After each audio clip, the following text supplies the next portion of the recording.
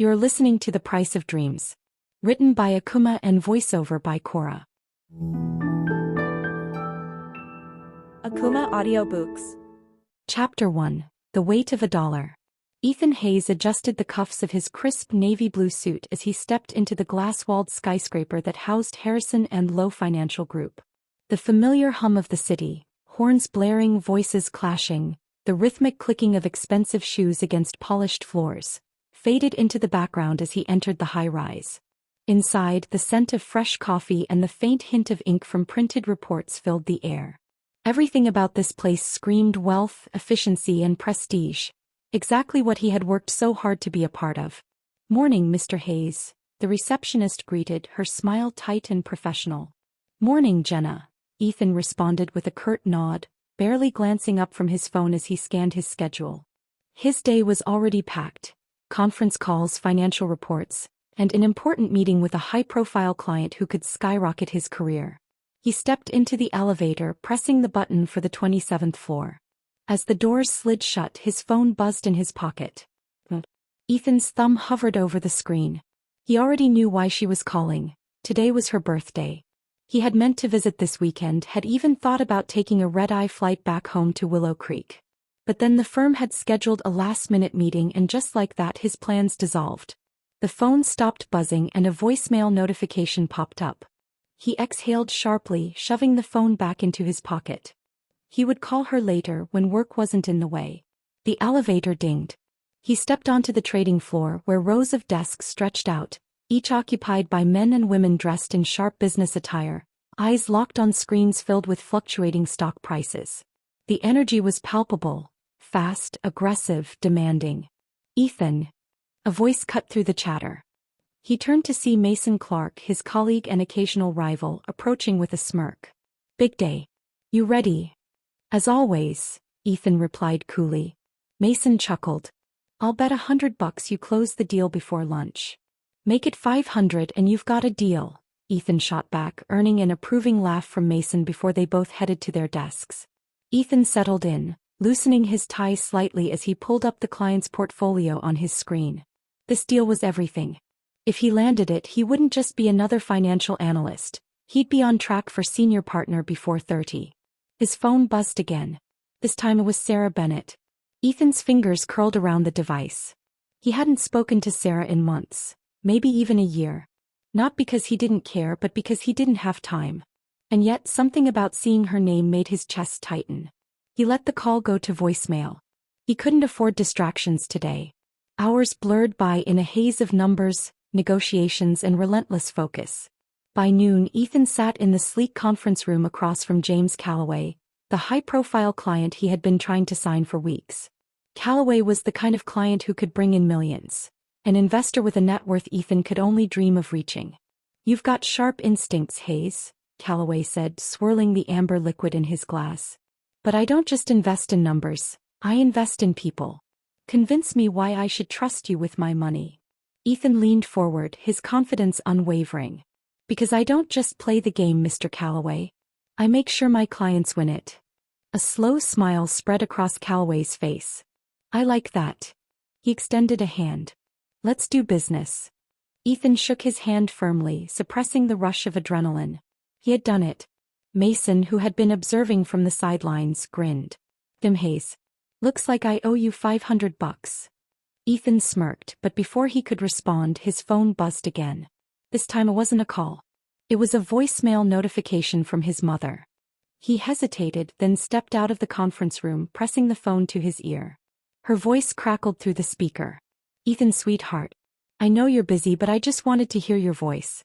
It's my birthday today and I was hoping we could talk, maybe even see each other. But I understand if you can't. Just take care of yourself, okay?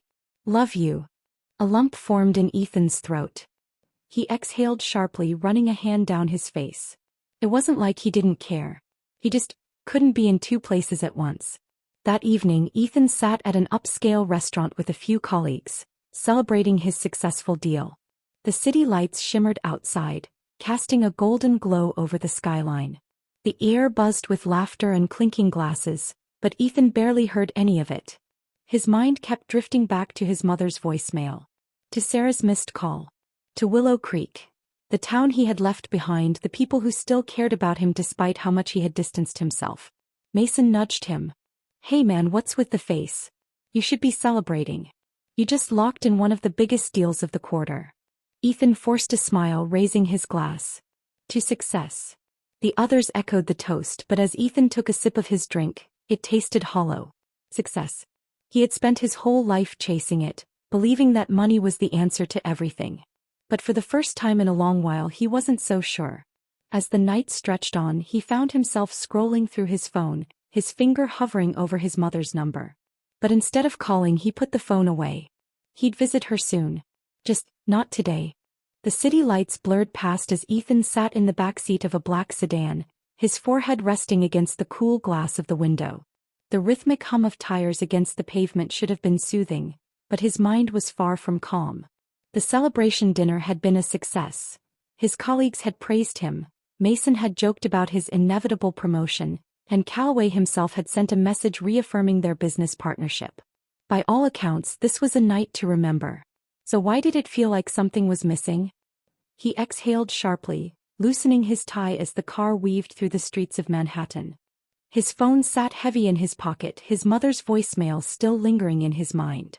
He could hear the warmth in her voice, the quiet hope that he might still call back, that he might still come home. He had every intention of calling her. But instead he pulled up his banking app, staring at the six-figure balance in his account, as if money could justify the choices he had made. You can't buy back time, Ethan. Sarah had said that to him once. Back in Willow Creek, before he had left for college, before he had decided that success was worth any sacrifice. He could still remember the way she had looked at him, arms crossed, flour smudged on her apron from another long day at the bakery. You'll regret it one day, she had warned. At the time he had laughed. He had told her she was being dramatic. Now he wasn't so sure. The driver pulled up to his high-rise apartment, a sleek building with tinted windows and a doorman who greeted him by name. Ethan muttered a half-hearted response, making his way to the elevator, feeling the weight of the day settle into his bones.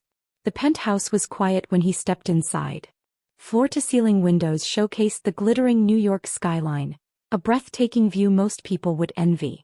The apartment itself was modern and minimalistic, with expensive furniture, polished hardwood floors, and not a single personal photo in sight. Ethan loosened his tie completely, tossing it onto the marble countertop before grabbing a glass and pouring himself a drink. The ice clinked softly as he sank onto the couch, running a hand down his face. His phone buzzed again. This time it was a text from Sarah. Sarah, you're still ignoring me, huh? Ethan stared at the message for a long moment before sighing and typing back. Ethan, I'm not ignoring you. Just busy. The response came almost immediately. Sarah, too busy to call your mom on her birthday? His jaw tightened. He didn't need a guilt trip right now. Ethan, you don't understand, Sarah. My job. She cut him off before he could finish. Sarah, no, I do understand. You think money is everything. That's why you didn't even look back when you left. He frowned, his fingers hovering over the keyboard. Ethan, that's not fair. A few minutes passed and he thought she might not respond. But then, Sarah, life isn't fair, Ethan. But it's still happening whether you notice it or not. Something about that message hit differently. Because deep down he knew she was right. Ethan didn't sleep well that night. Every time he closed his eyes, memories of home crept in. His mother standing at the kitchen counter, humming an old song as she made breakfast. The smell of coffee and cinnamon. The creaky wooden floors of their small house. Sarah, laughing as she tried to balance trays of cupcakes at the bakery, rolling her eyes at his terrible business advice, throwing flour at him when he teased her about her messy apron. They had been inseparable once. Now she was just another person he had left behind. By the time his alarm blared the next morning, he felt like he hadn't slept at all. The office was the same as always, fast-paced, cutthroat, and demanding. Ethan was used to it. He thrived in it. But today something felt off. Big guy. Mason clapped him on the back as he sat down at his desk. You look like hell. Late night celebration. Ethan forced a smirk. Something like that. Man, I still can't believe you landed Calloway. You know, you're practically guaranteed a partnership now, right? That's the plan, Ethan muttered, but the words felt hollow. He should be thrilled. This was what he had worked for. So why did he feel like something was missing? His phone vibrated. Another voicemail.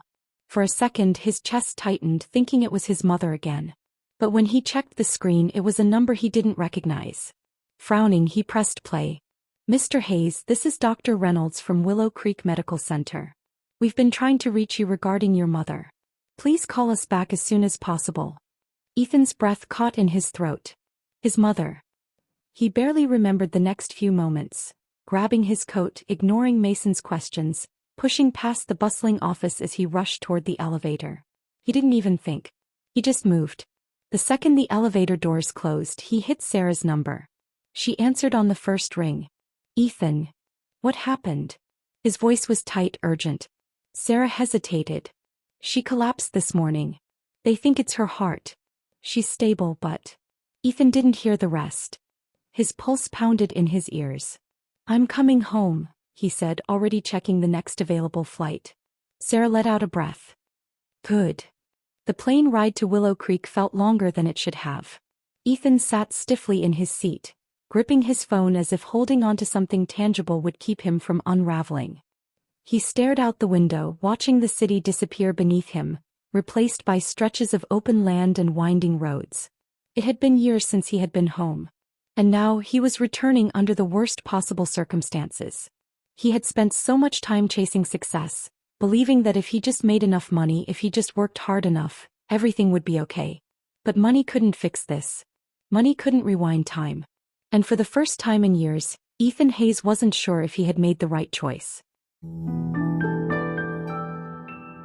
Akumah Audiobooks. You're listening to The Price of Dreams. Written by Akumah and voiceover by Cora. Akumah Audiobooks. Chapter 2. Unfinished Conversations. The air in Willow Creek felt different. Ethan stepped off the plane and inhaled deeply, expecting a rush of nostalgia, but all he felt was a gnawing sense of unease. The town was the same as he remembered. Modest, quiet, with streets lined by old brick buildings and family-owned shops.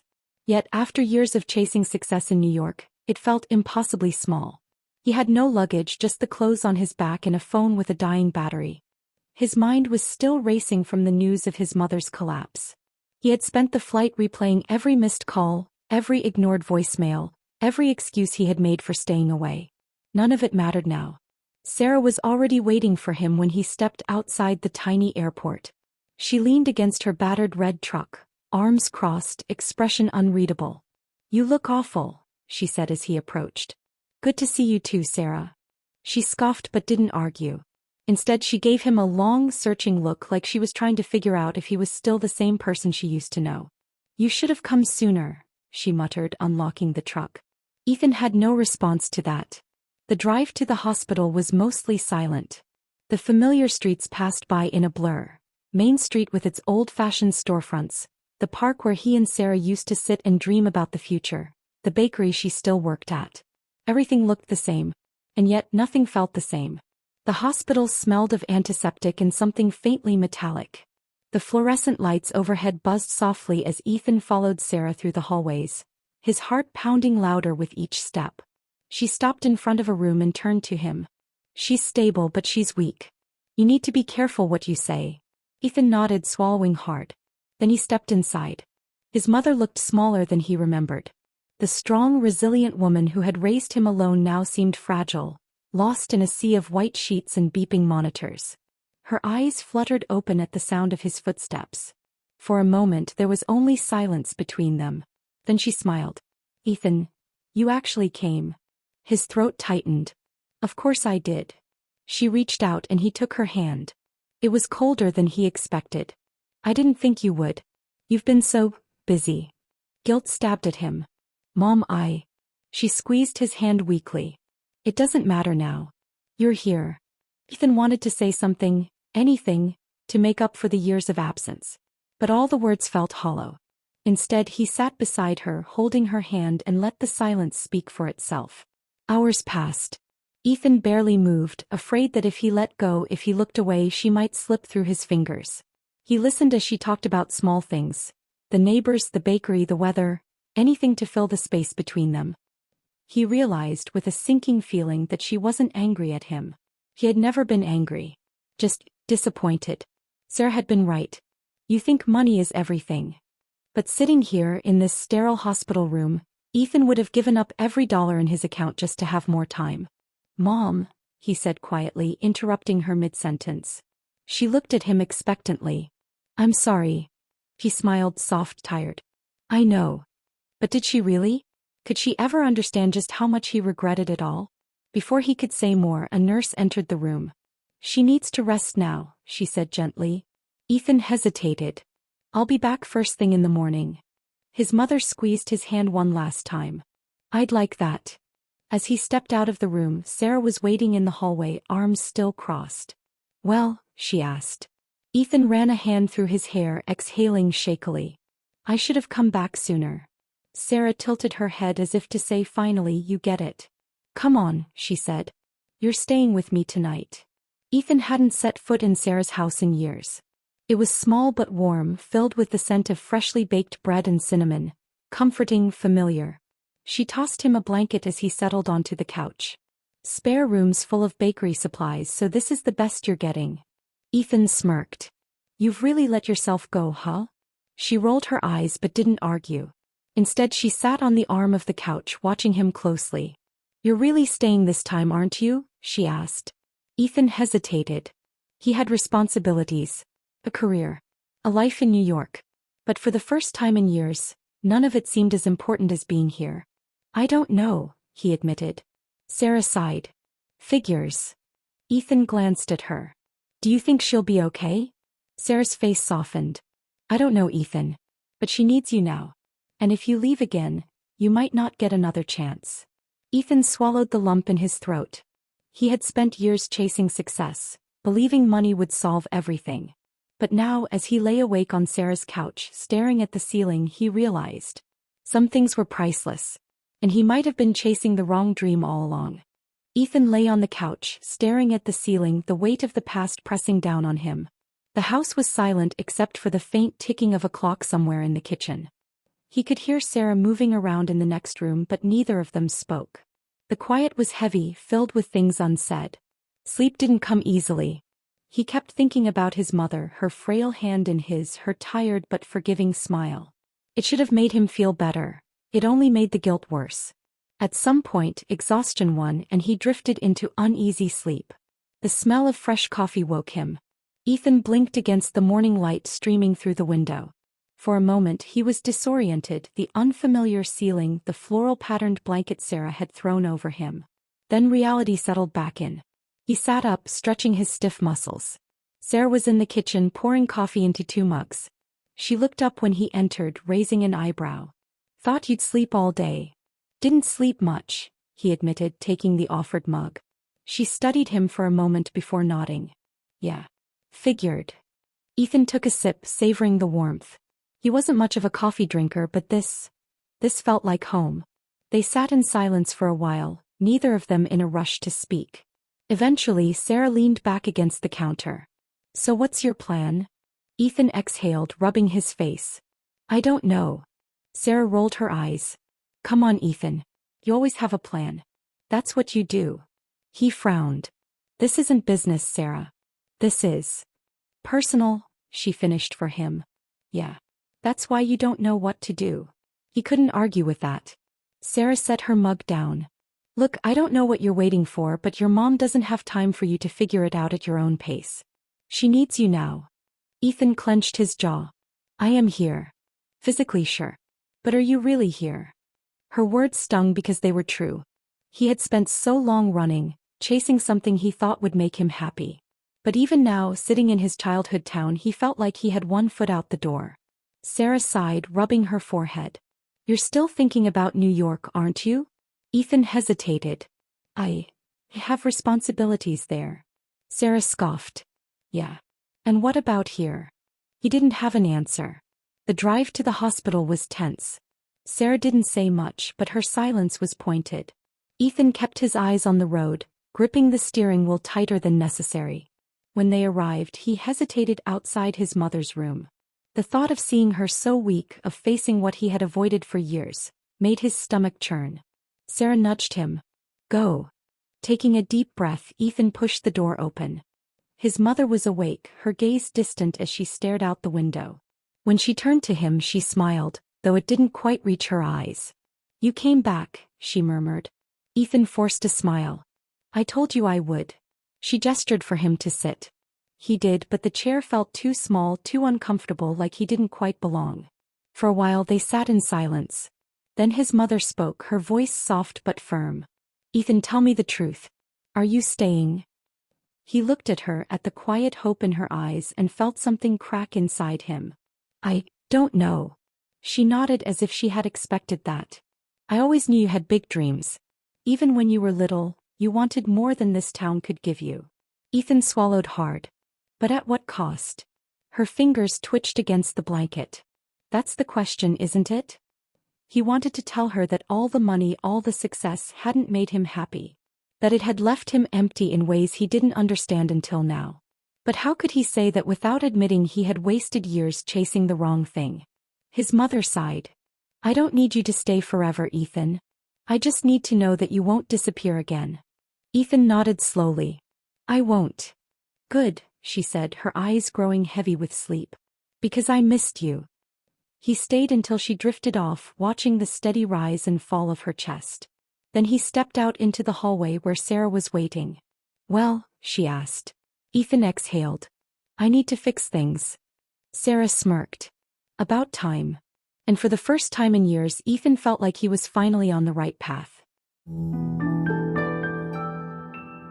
Akumah Audiobooks. You're listening to The Price of Dreams. Written by Akumah and voiceover by Cora. Akumah Audiobooks. Chapter 3, The Cost of Regret. Ethan had always been good at fixing things. Numbers, business deals, profit margins. Those were puzzles he could solve. But people, relationships, the damage he had done with his absence? That was different. That required something money couldn't buy. Sitting in his mother's hospital room, watching the rhythmic rise and fall of her chest as she slept, he felt the weight of his choices like never before. He had spent years chasing success, convinced that providing financial security was the ultimate proof of love. But what had it really given her? A bank account full of money in an empty house. His mother stirred slightly, her hand twitching against the blanket. He wanted to tell her everything, to apologize for every missed birthday, every call he let go to voicemail. But that would have to wait. For now he would start small. He would stay. Sarah appeared in the doorway, arms crossed, watching him with an expression that was equal parts amusement and skepticism. You look like you're about to have an existential crisis. Ethan let out a breath. I might be. She stepped into the room, her voice softer now. How is she? Stable, he said. For now. Sarah nodded, glancing at his mother before looking back at him. You should eat something. You look like crap. Ethan smirked. You sure know how to make a guy feel good about himself. Not my job, she shot back. Come on. There's a diner down the street. The Willow Creek Diner hadn't changed at all. The same blue vinyl booths, the same faded menu hanging above the counter, the same old man in the corner reading a newspaper like he had been sitting there since Ethan was a teenager. Felt almost surreal to be back. Ethan slid into a booth across from Sarah, and a waitress who looked vaguely familiar set 2 menus in front of them. I'll be back in a minute, hon, she said with a smile before heading to another table. Sarah didn't bother opening her menu. So, are you actually going to stay this time? Ethan sighed. I already told you. You said you wouldn't disappear again. But saying something and actually doing it are 2 different things. Ethan tapped his fingers against the table. I don't know what you want me to say, Sarah. She gave him a pointed look. I want you to stop pretending that you can just slip back into town, say a few nice words, and then leave like none of this matters. It does matter, Ethan said, his voice sharper than he intended. That's why I'm here. Sarah leaned back in her seat, folding her arms. Then prove it. The waitress returned, placing 2 cups of coffee on the table. Ethan nodded in thanks, taking a sip as he gathered his thoughts.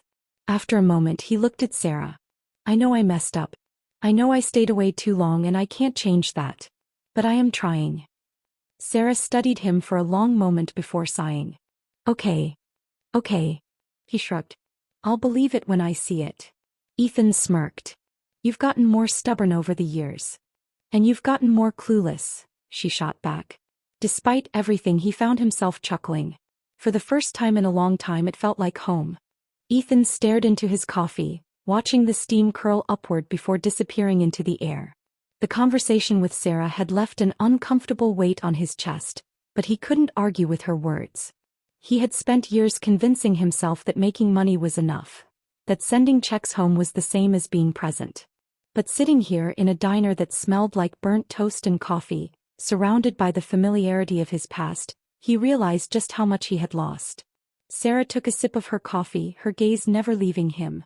So what's your plan? Ethan let out a slow breath. I don't know yet. Sarah set her cup down. Then figure it out. Because your mother isn't going to wait forever. Her words stung, but they were the truth. Ethan rubbed the back of his neck. I want to help. But I don't know if staying here is the right thing. I built something in New York. I worked for it. And look where it got you, she cut in. A fancy apartment, a job that owns you, and a mother who had to go through her hardest years alone. Ethan clenched his jaw. That's not fair. Sarah leaned forward. No, what's not fair is your mom making excuses for you every time someone asked why you never came home. What's not fair is watching her sit in that house, pretending she didn't care that her son was too busy to visit. Ethan swallowed hard, looking away. The waitress returned, setting down a plate of pancakes in front of Sarah and a plate of eggs and toast in front of Ethan. He barely touched his food, too caught up in his thoughts. After a long silence, Sarah sighed. Look, I'm not trying to be a jerk. I care about her. And whether you like it or not, I care about you too. But I'm not going to stand here and watch you make the same mistakes again. Ethan's stomach twisted. He wasn't used to people calling him out like this. In the business world, emotions were weaknesses. In New York, no one cared if you put work before family. As long as you were successful, nothing else mattered. But here, in this small town where people actually felt things, where relationships weren't transactional, he had no defense. He looked at Sarah, really looked at her, and saw the exhaustion behind her frustration. She wasn't angry because she wanted to be. She was angry because she had been here when he wasn't. You're right, he finally admitted, his voice quiet. Sarah blinked as if she hadn't expected him to say that. What? You're right, he repeated. I've been selfish. I thought making money was the best thing I could do for my mom, but I never stopped to ask what she actually needed. Sarah exhaled, some of the tension leaving her shoulders. So what are you going to do about it? Ethan stared at his untouched food for a moment before answering. I don't know yet. But I'm not running this time. Sarah studied him, then gave a small nod. Good. For the first time in years, Ethan felt like he was finally starting to make the right choice. The drive back to his mother's house was quiet, the weight of his conversation with Sarah still lingering in the air. When they arrived, Ethan hesitated before stepping inside. The house felt smaller than he remembered, as if the walls had closed in over the years. The furniture was the same, the pictures on the walls unchanged. A lifetime captured in still frames, moments he had missed while chasing something he wasn't even sure he wanted anymore. Sarah stood behind him watching. You okay? Ethan nodded, though he wasn't sure if he meant it. You should go through her bills, Sarah suggested. See what you're dealing with. Ethan sighed, but she was right. If he wanted to help, he needed to understand just how bad things were. He found his mother's paperwork in the kitchen drawer, neatly stacked in folders. As he flipped through them, his stomach sank. Medical bills. Late notices. Final warnings. The numbers blurred together, but one thing was clear. His mother was drowning in debt. Ethan clenched his jaw. He had spent years making more money than he knew what to do with, and his mother had been struggling. Why hadn't she told him? Because you never asked, a voice in his head reminded him. Sarah leaned over his shoulder, her eyes scanning the papers. It's bad, isn't it? Ethan exhaled sharply. Yeah. Can you cover it? Of course I can, he said without hesitation. That's not the problem. Sarah frowned. Then what is? Ethan ran a hand through his hair. I don't want to just throw money at this and leave again. That's what I've been doing for years. I need to do better. Sarah was quiet for a moment before she said, Then do better. Ethan looked up at her. How? He shrugged. Start by being here. Really being here. Ethan nodded slowly. Maybe for the first time in his life, That was exactly what he needed to do. Akumah Audiobooks. You're listening to The Price of Dreams. Written by Akumah and voiceover by Cora. Akumah Audiobooks. Chapter 4. Reckoning with the Past. Ethan sat at the old wooden kitchen table, the stack of unpaid bills staring back at him like a challenge he hadn't prepared for. The numbers weren't just bad, they were suffocating. The weight of it pressed against his chest, heavier than any business deal he had ever faced. His mother had been drowning in debt and he had been too blind to see it. Sarah leaned against the counter, arms crossed, watching him. So what's the plan? Ethan exhaled, rubbing his temples. First, I'll pay off these bills. But that's not enough. Sarah arched an eyebrow. What do you mean? He flipped through the medical statements. Even if I clear this debt, the expenses will keep coming. The treatments, the medications, the house maintenance, she can't handle it alone. Sarah hesitated. So, are you staying? Ethan didn't answer right away. The idea of staying, of abandoning the life he had built in New York, felt like walking into an unknown abyss. His entire identity had been wrapped in financial success, in proving himself through numbers and titles. But none of that had helped his mother when she needed him most. He looked around the house at the faded wallpaper, the worn-out couch, the little details of a life he had left behind. There was comfort here but also pain, reminders of the years he had missed. I don't know, he admitted. Sarah studied him for a long moment before sighing. Ethan, you can't fix everything overnight. But at least you're here now. Is that enough? He asked quietly. It's a start, she said, softer this time. The sound of footsteps interrupted them. Ethan turned to see his mother standing in the doorway, her frail frame silhouetted by the dim hallway light. She looked smaller than he remembered, like the years had chipped away at her piece by piece. Mom, he said, standing quickly. You should be resting. She waved him off with a weak smile. I've been resting too much. What are you two whispering about? Ethan hesitated, then gestured to the table. Your medical bills. His mother's face fell, a shadow passing over her features. Ethan, I don't want you worrying about that. He let out a dry laugh. Too late for that. She pulled out a chair and sat down carefully. I didn't tell you because I didn't want you to feel responsible.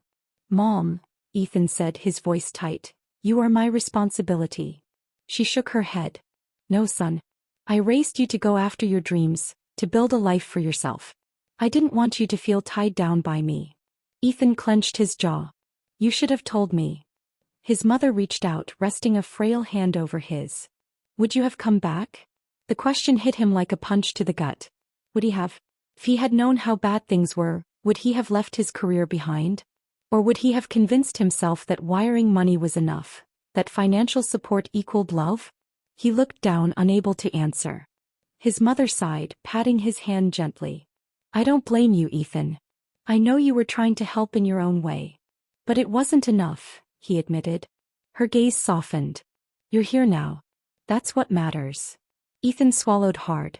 He wanted to believe that, but deep down he wasn't sure if showing up now made up for all the years he had been gone.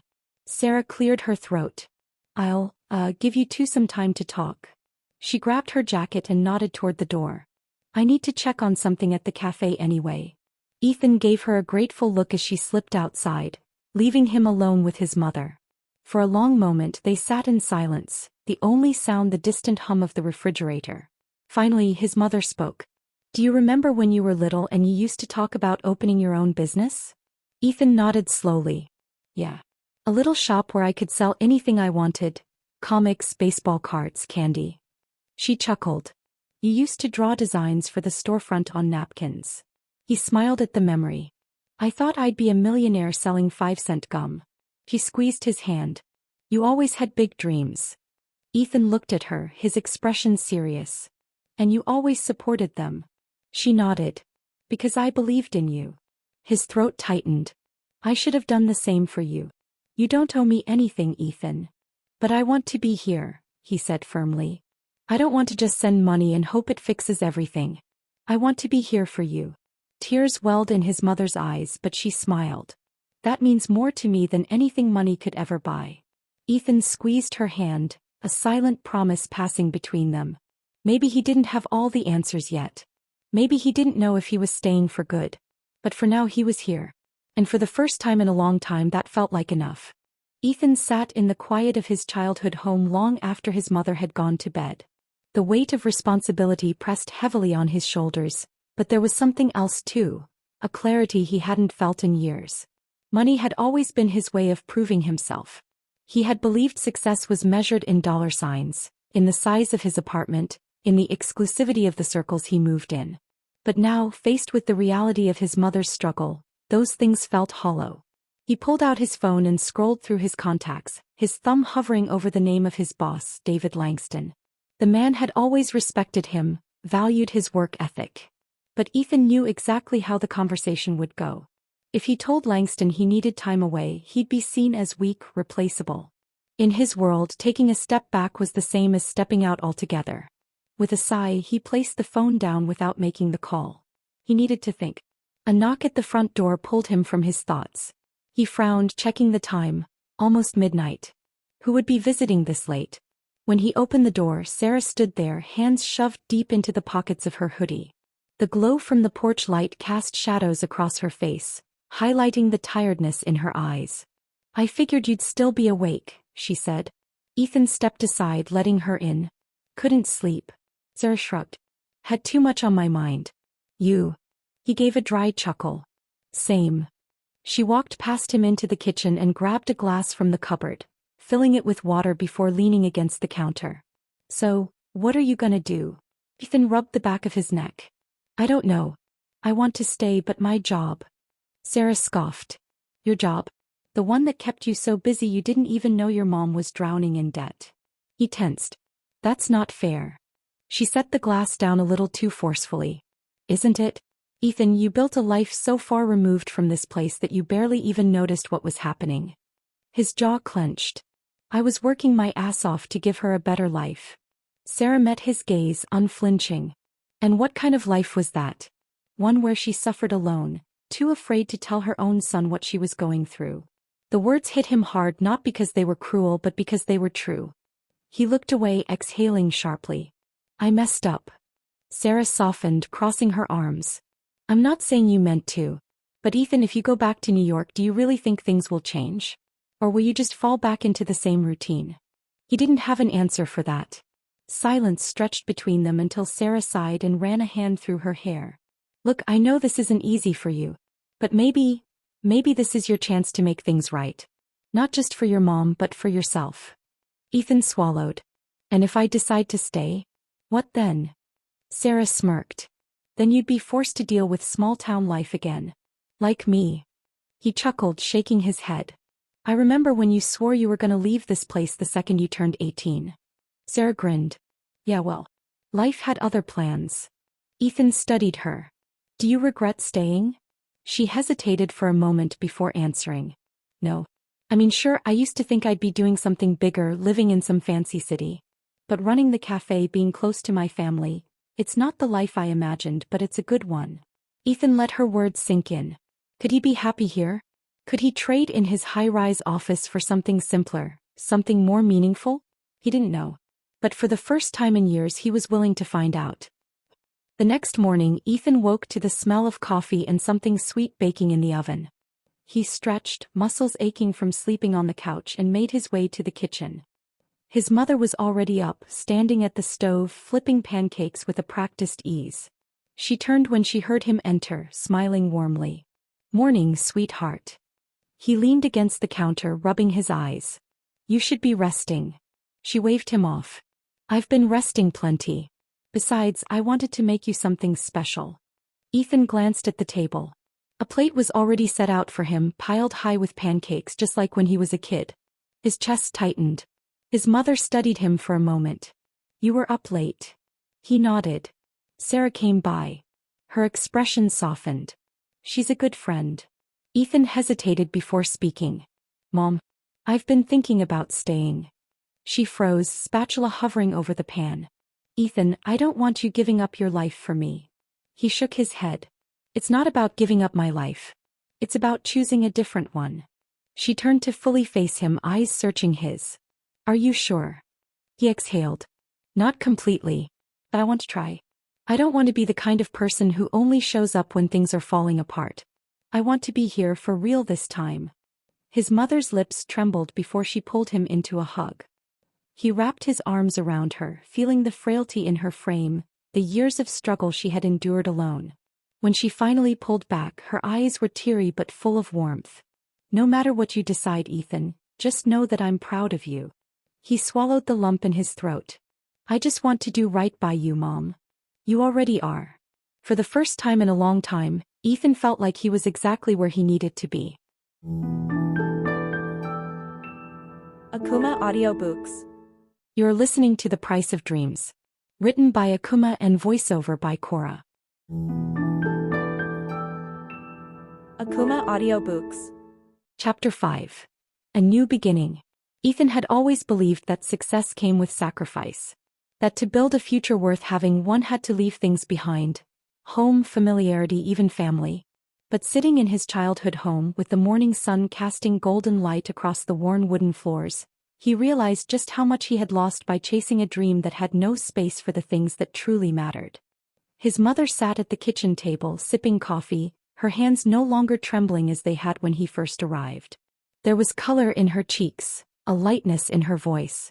For the first time in years, she wasn't pretending to be fine, she was allowing herself to be taken care of. And Ethan? He was finally learning what it meant to stay. "Are you sure about this?" Sarah asked, leaning against the doorway.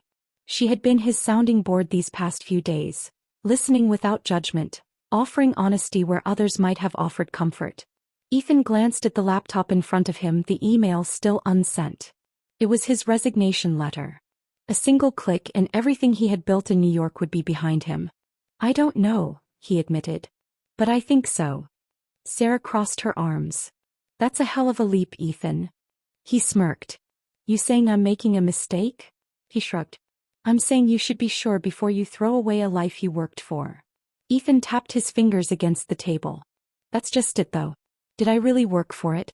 Or did I just chase something because I thought I had to?" Sarah didn't answer right away. Instead, she pulled out a chair and sat across from him, her gaze steady.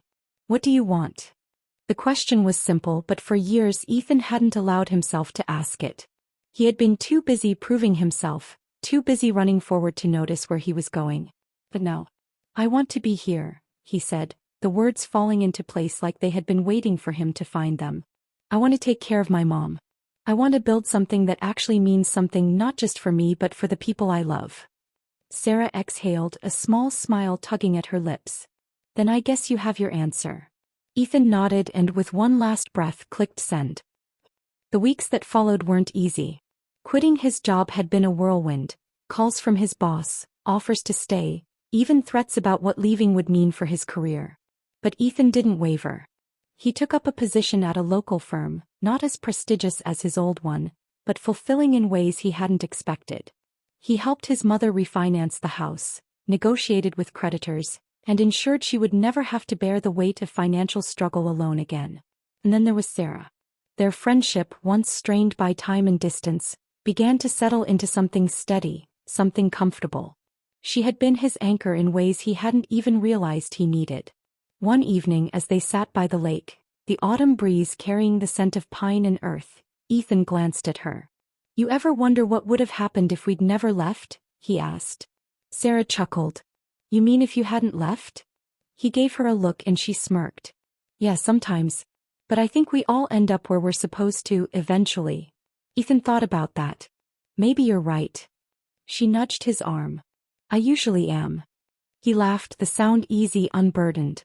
For the first time in years, Ethan wasn't looking ahead, wasn't chasing something just out of reach. He was here in this moment with the people who mattered.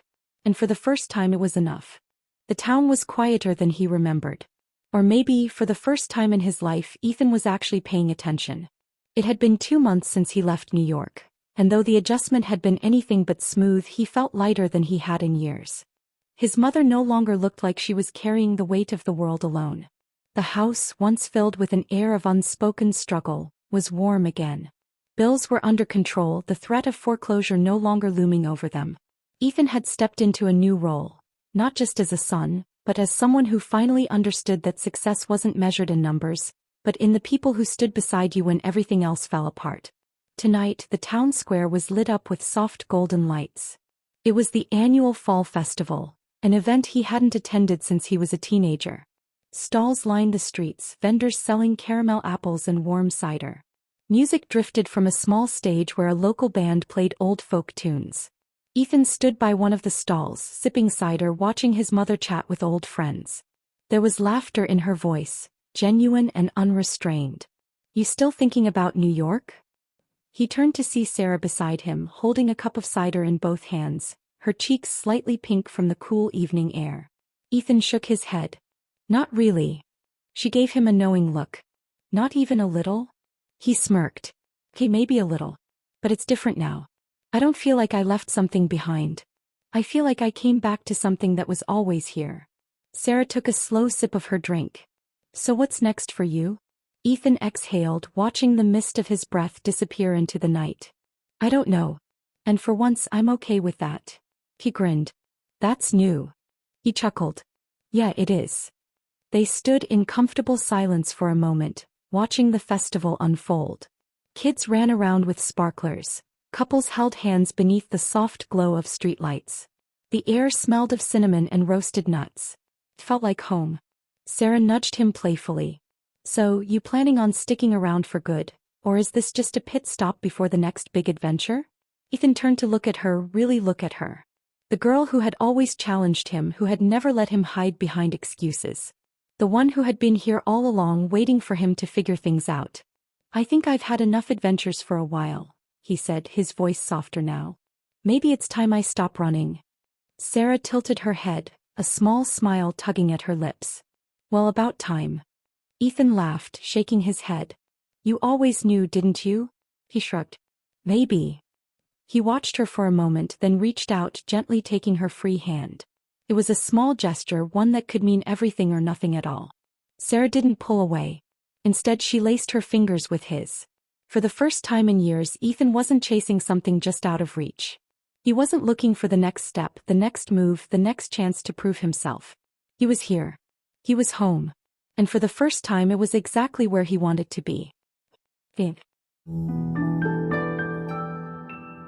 Akumah Audiobooks. You have reached to the end of the story. Thank you for listening to Akumah Audiobooks. For more stories like this, refer to channel playlist and stay tuned by subscribing to the channel.